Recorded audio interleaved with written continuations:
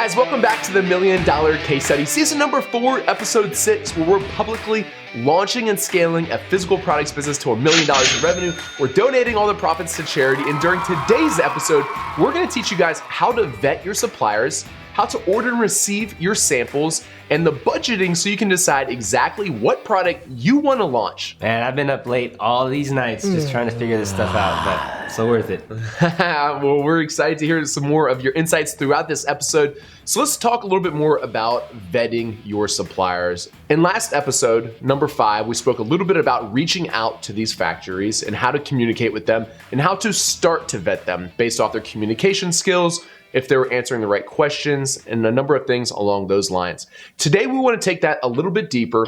And now that you've probably found a few different factories that seem like they'd be good to work with, how do you choose which factory you want to go with? There's 5 methods that I use to gauge the factories and decide who I want to work with. These are communication, willingness to work with you, their profile statistics, which we'll dig a little bit deeper into, the price, and the quality of the samples. Using these 5 different measures, this is what I use to gauge who's the best factory for me. Yeah, Greg, that was very helpful in this process of vetting these suppliers. I appreciate that insight. We started to speak about communication a little bit more during last episode, but what you'll find once you start to reach out to some of these factories is that some of them will be very easy to work with. They'll communicate very well. They'll have great English skills. They'll get back to you quickly. And these are the types of factories that we want to work with. Don't be offended if some don't respond to you at all or respond to you with poor responses. At the end of the day, what's important is that you find a factory that's a good fit for you, okay? And I didn't quite realize this until I went to China for the first time. But after I went, I realized it was like, wow, some of these factories are huge, and it's very clear that a target client for them would be someone like Walmart or Dick's Sporting Goods or whatever else. And then I've been to other factories that are very small. And my order of ordering like 1,000 units was a big order for them. And that's something that they were really looking for, okay? So that's important to understand because some factories are gonna be a good fit for you and your particular order, and some factories aren't. So if they don't seem like they're that willing to work with you, they're not really willing to make the changes for you or whatever else, it's probably just because you're not a good fit for their particular factory. You'll know a little bit more what I mean when you start communicating with these factories because some will just be great to work with very quick and some won't. After that, hopefully you found 2, 3, maybe 4 factories that seem like they'd be good to work with and communicate well. After that, what I like to do is dig into their profile a little bit more and learn a little bit more about the company. Let me show you on the computer what I mean. So we searched on Alibaba for keyboard tray, and let's just dig into this top result. On this profile, we can learn a little bit more about this particular company. And there's a few things that I look for here. To start, it's preferable to find factories who export a lot of their goods to either North America, Europe, or Japan. What you'll find is some of these factories export most of their goods to like the Middle East or Africa. And what I've found is the quality standards and the expectations for quality in those regions of the world are different than the expectations in North America or Europe. So if your factory has a lot of experience exporting to the US, especially, or exporting to the EU, they usually have the quality expectations that you'll expect, as well as experience with the customs and regulations associated with those regions. When you're on a supplier's profile, you can scroll down and you see their trade capacity here and the percent of their total revenue for these different areas. So I see that they export most of their goods to Europe, then Asia, Africa, Europe. It looks like 9% to North America. That's actually not ideal. What you'll find is some of the factories export a lot more of their goods to Europe or North America. I wouldn't say this is a total red flag, but I would prefer to find one that exported more of their goods to North America or to Europe. A few other things that I'd like to look for is to see whether they're a gold supplier or gold plus supplier, as well as if they accept trade assurance. And it's also helpful to see how long they've been a gold supplier. This particular factory has been a gold supplier for 12 years. I can see that in this little 12-year badge up here in the top left. I can also see that they take trade assurance, which is helpful. If they were a gold plus supplier, that might mean a little more to me. However, at the end of the day, that pretty much just means that they paid a little bit more to become gold plus instead of a gold supplier. I would also like to look at to see what products they manufacture. In order to do that, we'll click on product categories right here. After clicking on the products tab, what I would prefer to see is that all the products that they make fit nicely together or kind of like in the same particular niche. To me, that signifies that this is a factory and not a trading company, because oftentimes it's unclear on their profile or they won't be really upfront about it. They'll kind of give you an answer like, well, we're kind of a manufacturer, kind of a trading company, whatever else. On this profile, it says that this company is a manufacturer and trading company. However, when I look at their products, they have quite an array of different products, right? They have desks, they have different pieces of hardware, they have a computer fan, they have whatever this thing is. So this is a good indicator that this company is more of a trading company and less so of a factory. I think oftentimes the lines get blurred here and maybe they have like a small factory, but mostly a trading company. I think situations like that are common in China. However, for us, since we're making a lot of changes to our keyboard tray, we'd ideally like to find just a manufacturer or at least find the manufacturer that makes these types of products. Absolutely. And I think that it also helps when it comes to when we start getting pricing, we'll get the best price directly from a manufacturer. So let's look at another one so we have something to compare this particular factory to. I'm just clicking on the second result from the Alibaba accessories. I see this company has been a gold supplier for the past 9 years, which is helpful. I see that they export most of their goods to North America, 25%. Awesome. That's helpful. Let's go ahead and look at their products and see if this is a company that we believe is more of a manufacturer. So when I click on their products, I see a lot of these adjustable footrests that would require some type of plastic molds. I scroll down, it looks kind of like desk organizers, office products, kind of like computer stands. This company does seem like more of a manufacturer to me. If you look at all these products, I would assume that these take the same type of machinery to make them. These are all like plastic type products. And I've been to a couple of factories like this, and what they have is a number of machines to create molds and to inject the plastic into the molds. So even there's a few different type of plastic products, like this iPad stand or this computer stand, and they look a little bit different, I would assume that this one's more likely to be a manufacturer. One last thing that I'd like to look for when I vet the factories is their transaction level or transaction history on Alibaba. Now, this isn't required because trade assurance has only been available on Alibaba for the past couple of years or so. So I wouldn't say it's a huge red flag if they don't have any transactions. However, it is helpful when vetting these companies to know that they have done some transactions before and they have done some through Alibaba. On this particular example that we found, this company does not have any transactions through Alibaba's trade assurance. So I found another example. This one's a different company. When we click on them and click on transaction history, you can see they've had between 1 or 4 transactions per month through Alibaba's trade assurance. And you can also see what countries those products are being exported to. So I see they have the US, Australia, Saudi Arabia, Singapore, Taiwan, the Philippines, and the majority of them are to the US or Australia, which is a good sign that they are used to producing goods to quality levels that we expect. Let's move on and talk about price a little bit more. The first thing to understand is that the price is always negotiable, and the first price that they give you probably has a little bit of margin on there so that you can negotiate with them. They probably assume that right off the bat. How I go about my negotiating tactics is I try to get a price from as many factories as I can, okay? So that might be 5 or 10 different factories, get pricing from all of them, and then you'll start to understand the ballpark of what the pricing should be for this particular product. Normally what I find if I get pricing from 5 or 7 different factories is there's normally like 1 or 2 that are really high. There's normally like 1 that's really almost weirdly low, and the rest are somewhere there in the middle. Okay. And this helps you get a gauge of the range of what you can expect for this particular product. Then what I do is I usually take that lowest price and I show that to the factories that I want to work with most and see if they can match that price or are willing to beat that price. Yeah, it's a very effective strategy. I've been using that as well. Whenever you're negotiating for the best price, something to understand is if you really need that factory and that factory is your only option, then it's going to be much harder to negotiate the best price because you're not really willing to leave that factory if they don't give you the best price.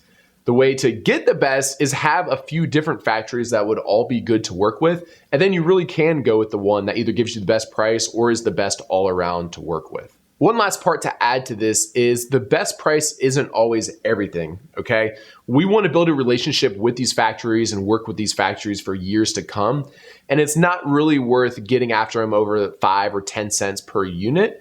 If you find a factory that seems really good to work with and they're willing to hold your hand through the process and make all the changes that you need, but they're just a little bit more expensive than the next person who's difficult to work with, then I would just go with the one that's a little bit more expensive, okay? Once you factor in all of your PPC costs and marketing costs and Amazon fees and all these types of other fees, what you'll find is the landed cost alone usually only makes up like a quarter or a third of the total revenue price. So saving 5 or 10 or even 25 cents there usually isn't that big of a deal.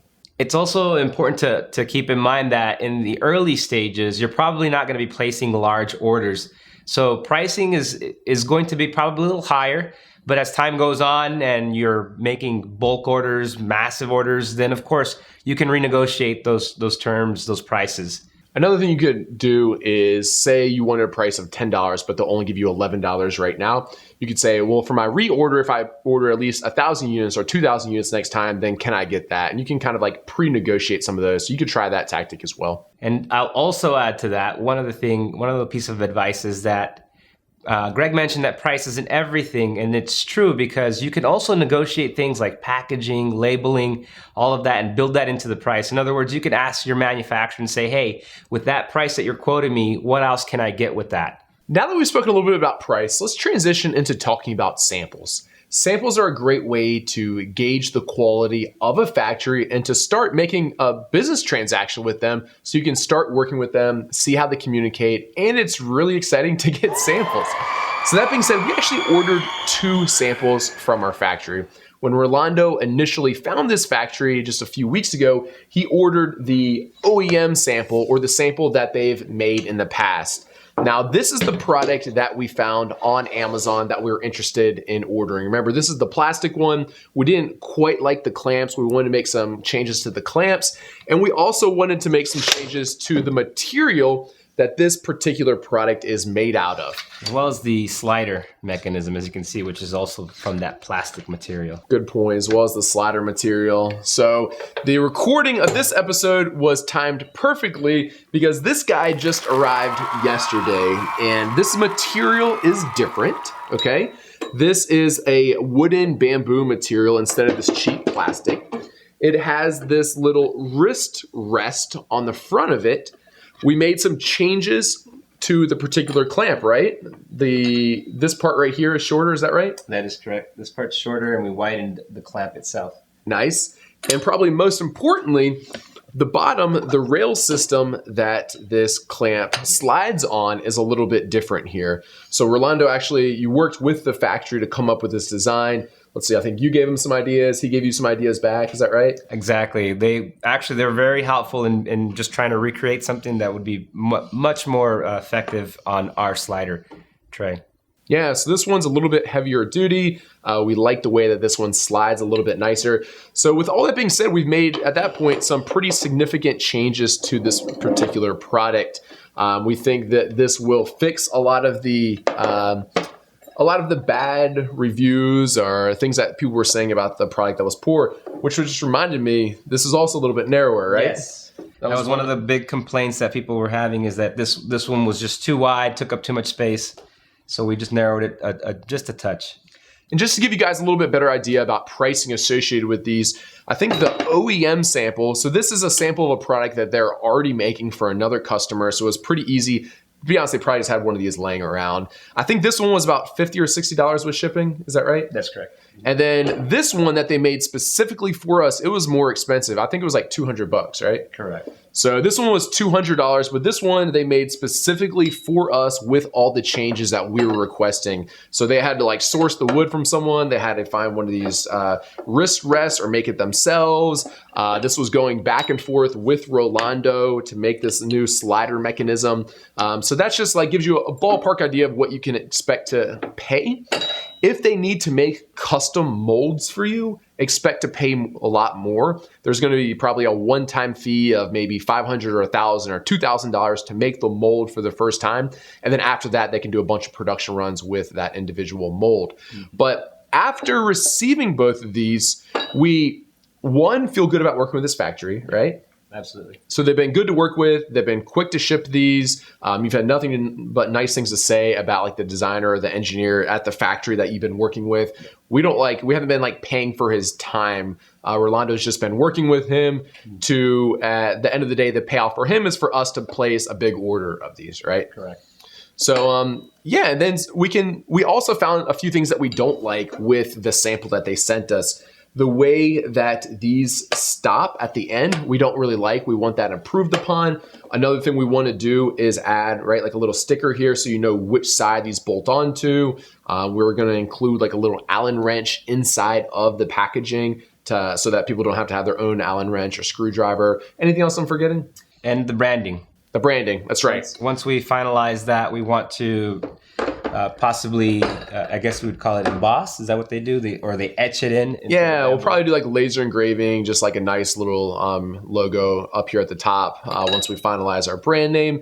So yeah, a lot of exciting stuff. And this is like one of the most fun parts because for the first time, you've made these changes to your product. You've come up with these ideas that you want to fix or improve on the product. And then you get to see it the first time in real life. When this thing arrived yesterday, I was stoked. No, it's awesome. And we also are considering another material as well because there's bamboo, but not everybody wants bamboo. So we're considering another material. So just as a reminder, you can go back to our earlier episode of how we found out about what changes we wanted made. But the gist of it is that we just read the poor customer reviews. We figured out what people didn't like about this particular product. And yeah, we've made these changes. And now this is pretty close to what we're going to use for the production run of this product. Now, you may recall that in the previous episode, we told you to order a competitor's product so that you can go in and verify the changes that you want to make, compare it up against what the negative reviews say. Yeah, it's also just kind of nice to see like the competitor's packaging and everything else, right? That you can kind of like dissect it like, oh, I like this one from that one. I don't like this part of that one. You can kind of like craft all those into what would be hopefully the perfect product. So now that we have samples from the factory, we know we want to work with this factory. They've been great to work with. Let's transition into talking a little bit about budgeting. Earlier this episode, we spoke about how to get the best price. And the last thing that you need to do to decide that you definitely want to move forward with that product is make sure that the budgeting works out, right? You want to make sure that you're going to make money on this product. That's probably the most important thing in this whole case study is making sure that there are solid margins on that particular product. We put together a cheat sheet to help you guys figure out whether or not there are good margins on that or not. Let me put these samples away and get out my laptop. We'll put a link to this Google Sheet in today's workbook that you can access at junglescout.com/MDCS4-6. This is a budgeting and profit calculator that we've put together. And let me just walk you real quick how to use this particular profit calculator. I kind of split things up into two different categories. One is like the long-term costs associated with selling this particular product. That's over here under long-term unit costs. In column D, we have startup costs, and these are what I like to think of as just the one-time initial fees. So these would be things like maybe creating a mold. It's a one-time fee. It's paid $500 or $1,000 to do. I don't know. Getting your samples, getting your initial photography done, or any design work, doing initial giveaways to get up and get started. These are all costs that you should just incur one time. And I like to think of separately than how I think of my costs associated with each unit that I sell. To use this, the first thing you'll want to do is put your estimated sales price in B4. For us, we're estimated we can sell this unit at about $69. Our competitors range anywhere from $50 to $150. After looking at our competitors a little bit more deeply, we figure for $69, our product should be much better than anything else in that price point or less than that price point. For the pricing, we have here the FOB price. We haven't discussed Incoterms or what FOB means yet, and we're going to cover a whole episode just on shipping that refers to that. But FOB means freight on board. That means that the factory takes the product from their warehouse to the port, and that's the most common type of pricing for a factory to give to you. So you'll probably hear that term FOB when you're working with your factory. So they quoted us 19 bucks.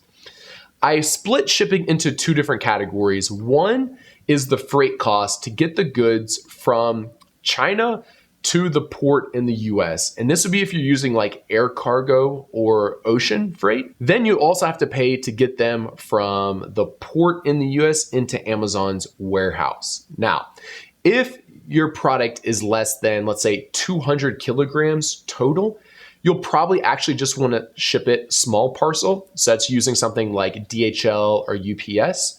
That's going to be the most efficient, maybe the most cost effective, but certainly the most timely. And then you can just combine both of these into one. And with that, you just get like one quote from UPS or DHL or FedEx, and they literally just ship it from the factory straight into Amazon's distribution center. For us, since this is a larger and a little bit heavier product, we're probably going to ship this ocean freight. And what I've done to calculate ocean freight is use some rules of thumb that Flexport has actually given us. And when we do the episode on shipping, we'll go into all this a little bit deeper. However, rough rules of thumb you can use are $7 per kilogram for air courier. Air couriers like UPS, DHL, FedEx. $5 per kilogram for air cargo, so a little bit cheaper, but it's going to be a little bit slower. Instead of like 2 to 4 days, it's probably going to be like 5 to 10 days. Ocean by far is going to be the cheapest for larger, heavier products. This is the rule of thumb that we give you, which is about 60 cents per kilogram. However, it's much harder to estimate ocean freight pricing because it changes a lot depending on the season or the time of year. And there's a lot of flat costs associated with it. So to get like the customs permits, like $80, to unload the containers, like $40. There's different flat fees like that. So you couldn't ship just like 10 kilograms and get it for like $6 or whatever. It just doesn't quite work like that. So just realize if you're trying to estimate these costs for an ocean shipment, this is a rough rule of thumb. And the only way to really know for sure is to get a quote from your freight forwarder. So if you're using air cargo or ocean freight, these are going to be shipped to a port in the US, and then you have to ship from that port in the US into Amazon's distribution center. For the freight cost, we went ahead and got a quote from our freight forwarder to estimate approximately how much this would cost, and it works out to be about $3 per unit shipping this ocean freight. Now, remember, ocean freight gets it from the port in China to the port in the US, and now we need to get it from the port in the US to Amazon's distribution center. So that I have labeled here domestic shipping price. And you can try to estimate that if you want. What I did is I went ahead and went into Seller Central, and during the shipping episode, we'll teach you exactly how to create these shipments. However, what I did is I went in here and I estimated that for about 560 units, the shipping price would be $1,800. So if we did $1,800 divided by 560 units, it works out to be about $3.20 per unit for our domestic shipping. So I'm going to update this to $3.20. So our landed cost, so that's the cost to get the goods manufactured and shipped from China to the distribution center at Amazon, is about $25.20. This is why we spoke a little bit earlier in the season about if you're going to be shipping these larger, heavier items, that it gets to be pretty expensive, right? In order to purchase this product, the keyboard tray, it costs $25 per unit just to land it at Amazon. So that's going to be a lot higher than any of the products we've launched previously. I think our marshmallow sticks, we land for about $3. The baby towels, we land for about $5. So that just gives you a little bit of a understanding of that these bigger, heavier, more expensive items are going to require a lot more startup capital. In order to calculate the Amazon FBA fees, what I recommend you do is go to the Amazon FBA fee calculator, or the Fulfillment by Amazon revenue calculator. We'll include a link for this in the description below. Of course, you can always just Google search this. And what you do is you type in one of your competitors' ASINs that are about the same size and weight. So I'm going to copy their ASIN from the product information section. So I'm going to copy this. I'm going to put it in the revenue calculator and hit search. We estimate we're going to sell our product for $69.99. And I'm just going to go down here and click calculate. So they're going to charge $10.50 on Amazon for the commission. And they're also going to charge $11.49 approximately for some storage. They calculated 32 cents storage fee, as well as an $11.17 fulfillment fee, which is for the pick, pack, and shipping. If I add both of those together, I have $10.50 plus $11.49, which leaves me with $21.99. I'm just going to go back here to my FBA fees, $21.99. All right, so that leaves me with a total per unit cost of $50.64 once I factor in my PPC fees. As far as PPC goes, the rule of thumb that we like to use at Jungle Scout is 5% of the revenue. So what I have here is 5% of the $69 sales price. So roughly $3.45 for my total PPC fees. Something to understand here is when someone purchases your goods after clicking on one of your PPC ads, your advertising cost of sale is going to be much higher than 5%. 5% would be like top 1 percentile. That'd be like amazing.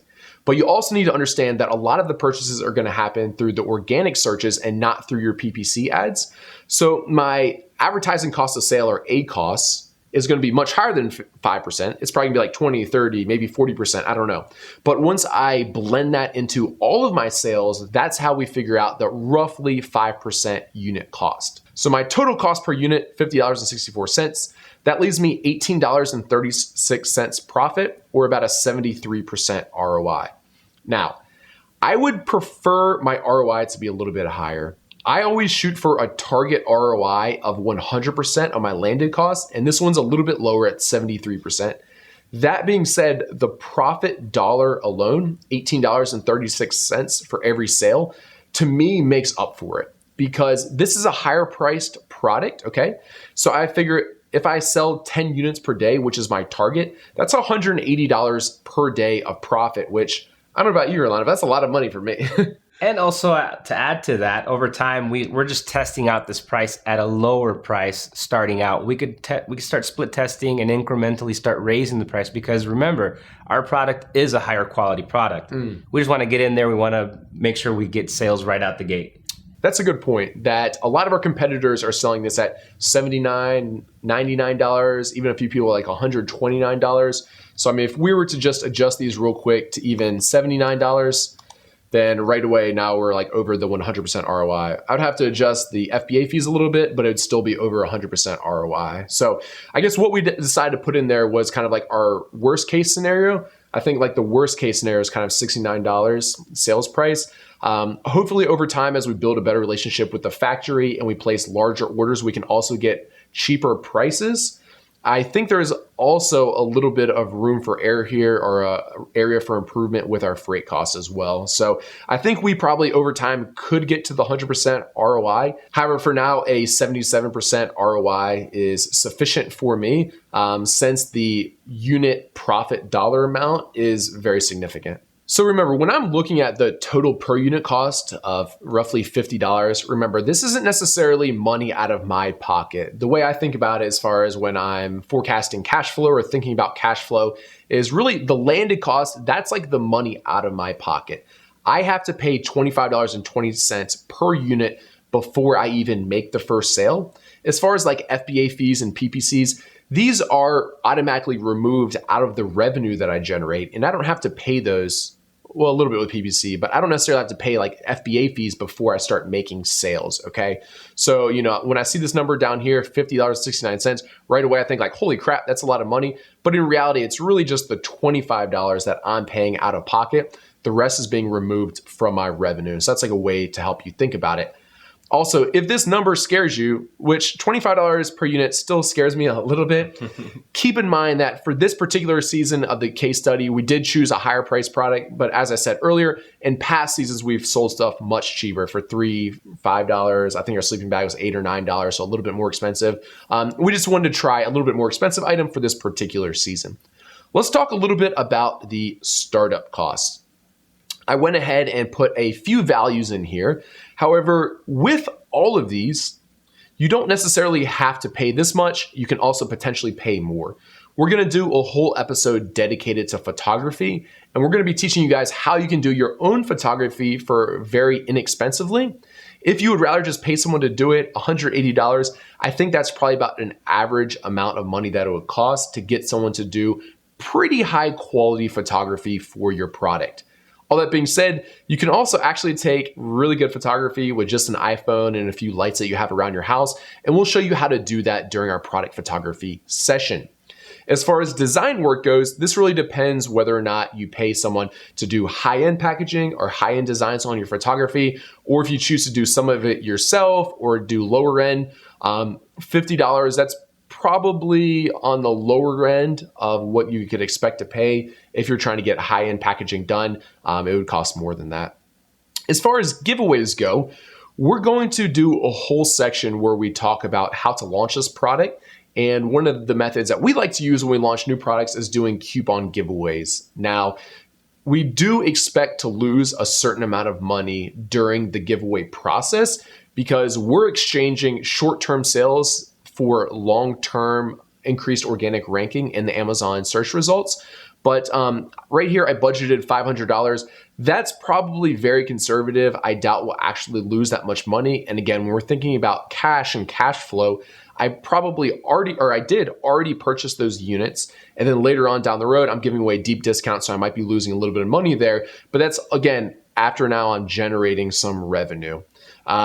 In this section, also put in whatever other costs you have. Whenever we've done episodes like this in the past, always in the comment section, people are like, wait, you forgot to include my monthly fee for Jungle Scout, or you forgot to include my $2 worth of gas to drive to the post office to pick up my sampler. I don't know.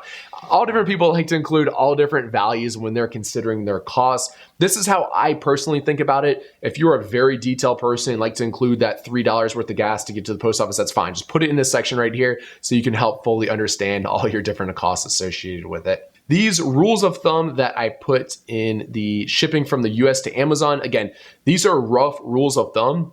If you have to ship all the way across the US, it might be a little bit more expensive than this. If you have to ship very close or locally to your port, that would be less than this. However, I just know that people love having rules of thumb so they can start thinking about their budgeting. Nobody likes to answer, well, it depends. Greg, I don't know, but selling 10 units a day at $18 a pop, making $180 a day sounds pretty awesome to me. So I think I'm ready to start this process. What's next after this? What do I do once I've got my numbers and I'm ready to pull the trigger? Yeah, so once you're ready to pull the trigger, that's when we can transition to starting thinking about creating a formal relationship with the factory and going ahead and placing this first order. Now, when I first started on Amazon, I never used any type of like formal agreement or contract with my factory. And I probably did that for like a few years without ever doing it. However, what I found was over time, it seems like I was running into like the same problems. So I put together a contract that I now use with the factory, and I asked them to sign it before we place the initial order with them. So we'll give you guys this template in the workbook, which again, you can access at junglescout.com/MDCS4-6. And take a look over my shoulder and let me just show you this contract as well. And I'll just walk you through real quickly some of the parts that I've included in this particular agreement. First of all, in the production section, make sure you include as many details as you can about the particular product. This part is very important, and it's very important that you and your factory are on the same page before you place your order and before you send them the money. And every last little detail you can think of is helpful. You can never have too much detail here. Anything from what the tags look like to color codes to where your logo goes to whatever else. If you ask for changes or additional things, even if they seem really small or little to you, after you've signed this agreement, they will want more money out of you. That's just how it works, okay? So everything that you can think of, try to be as clear as possible. You can put pictures in here, your poor man's drawings, anything that you can to just help communicate to make sure both you guys are on the same page. It's important to have the total cost in here. That's included in this section right here. And I've also put a section in here that if the production timeline exceeds what you agreed upon for the delivery date or the shipment date, that they have to, 1, give you advance notification. 2, if it's delayed by more than 7 days, then you can start to enforce a 5% discount for every 7 days that the production's delayed. Nice. I've never actually had to enforce this. To be honest, I'm a little bit of a softie, so if it's like 8 or 9 days, I normally don't really try to twist their arm. However, the nice thing about having this in there is then they're more motivated to make sure you get your goods on time.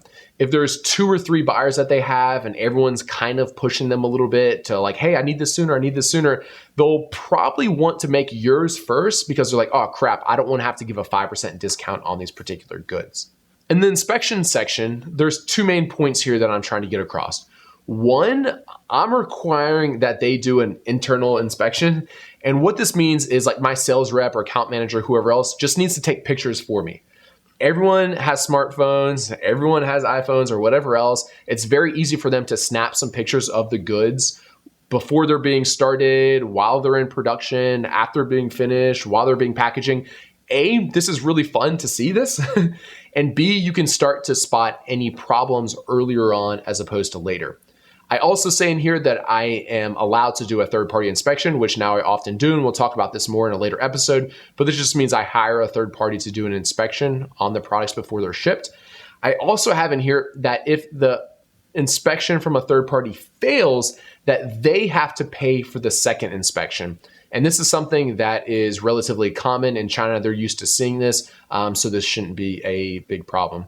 In the shipping section, I'm just covering 2 items. 1, how I plan on shipping these goods, whether it's by air courier or air cargo or sea freight or whatever else. It's just good to be on the same page. In this particular example, we decided to ship 10 of the cartons air express to quickly get them into Amazon and the rest of it ocean cargo. And I also went ahead and gave them instructions on what to print on the master carton. This is something that they will ask you. And what this means is, okay, so they're going to put like a few of our keyboard trays inside of a master carton and just what shipping marks do we want on that master carton. And I've went ahead and included it here, but it's just the brand name, what the product is, the case quantity, the country of origin, and the weight and dimensions of that particular box. I went ahead and told them in here that I'm going to ask them to send me a sample early on as soon as the first one's done so I can start doing my photography. I have a confidentiality clause in here, which just says, hey, you're not allowed to share it with anyone else, that I'm purchasing this product from you, what price I'm getting it for, and some other things. I'm just asking them to keep all this confidential and not be sharing this on Alibaba. And lastly, it's just the payment terms. I think the most common payment terms that I've ever had is 30% deposit for them to get started on the order and a 70%, so the balance is due when they ship the goods. Now, this is another thing that is negotiable, like most things. This is the most common. However, for goods that are more expensive to produce, you might be asked to do a 50% deposit, maybe in rare scenarios, even a 70% deposit. However, I don't think I've ever had that. And something else to understand is as you build a relationship with a supplier over time, you can ask for better payment terms. So after I've been working with the factory for a few times, they start to know me, maybe I've visited them in the factory, then all of a sudden I wouldn't have to pay the balance, like the 70% until like it arrives at port in the US. Other times you might only have to put a lower amount down to get started. However, I just want to let you know that that is common to pay for some amount of the goods in order to get the order started, and another amount either when the goods are shipped, it's like when it leaves the factory, or when it arrives at the port in the US. And 30/70 is the most common. So I went ahead and put those payment terms right here in the agreement with the factory. Lastly, I'm just going to sign it. I'm going to ask them to sign it.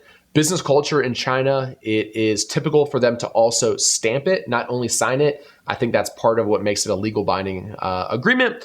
And then in the appendix, that's when I'll include any additional pictures, drawings, poor man's drawings, anything else to just make it very clear what I expect from them. One thing I'd like to add at the end of this is just that the main reason for having this agreement with your factory is so both of you guys are on the same page. At the end of the day, if they break this agreement, there's not really that much recourse that you can do. Sure, you can try to go to China, you can try to hire a lawyer there, and you can ask the lawyer to take him to court and settle it in court in China. But realistically, like, are you going to do that over a few $1,000s? Like, the price to do that's probably going to be higher than like the amount of damages or the amount of money that you lost. So at the end of the day, really with almost all business relationships, what's the most important is that you communicate effectively. You're both on the same page as what both of you expect, because you're probably not ever going to get into a scenario where you're really trying to enforce this contract. That's why this particular agreement is written in what I think is like pretty like layman's terms. Anyone can kind of understand this. If I had a lawyer review this, they would probably say that they want to change a bunch of the wording to make sure that it can stand up in court and whatever else. But at the end of the day, realistically, like, I'm probably not going to fly to China, hire a lawyer, go through all these hassles, like to try to get like $3,000 back. It's just not how it's going to work. Yeah, and at the end of the day, we talked about it's just all about establishing that rapport, that relationship. That will go a long way with your manufacturer. Hey, drop in the comments. What's your best negotiating tip? Last thing I want to discuss as far as working with suppliers goes is how you go about paying them. We've spoken about payment terms of how it gets split up in what portions. However, the most common payment method and what the factories are going to expect is probably a wire transfer, which is commonly referred to as a TT transfer. There are other payment methods that you guys should be aware of. One good one is the Alibaba Trade Assurance. This works similar to an escrow, whereas Alibaba gives you a certain level of protection in case anything were to go wrong and if the supplier were to run off with your money. That being said, I think they do slightly favor the suppliers. So if it's something like a quality issue or maybe a timeliness issue, don't expect to get any or much money back. But if they totally rip you off and like never send your goods or anything else, Alibaba Trade Assurance should give you your money back for that. A lot of people ask about paying with PayPal, which is fine for the samples. However, most factories aren't going to be willing to take that for the big order because the PayPal fees in China are pretty significant. If you can convince them to take PayPal, they're probably going to want you to pay that additional, I think it's like a 5 or maybe even 10% fee associated with it. So those would be the most common methods. If you're asking me what I recommend, I would prefer to use Alibaba Trade Assurance. The next one, or at least the most common one, or how I find myself normally paying, is with a wire transfer, also known as a TT transfer. And thirdly, or lastly, PayPal, which I haven't used in a very long time except for samples. I would recommend staying away from using like Western Union or any of those. That to me is definitely a red flag, and that is behavior or expectations of what's common with people trying to scam you or trying to rip you off. So I would definitely stay away from using Western Union or any of those similar services. Also, for our international viewers, if you don't have a US bank account, you can use a service like Payoneer or World First. That wraps up today's episode. Make sure to join us next week where we're going to be talking about branding, packaging, as well as trademarks. If you've enjoyed this episode, give us a thumbs up. And if you're enjoying the $1 Million Case Study, make sure to hit that subscribe button on YouTube. It's been fun. See you guys. Keep crushing it, Freedom Builders.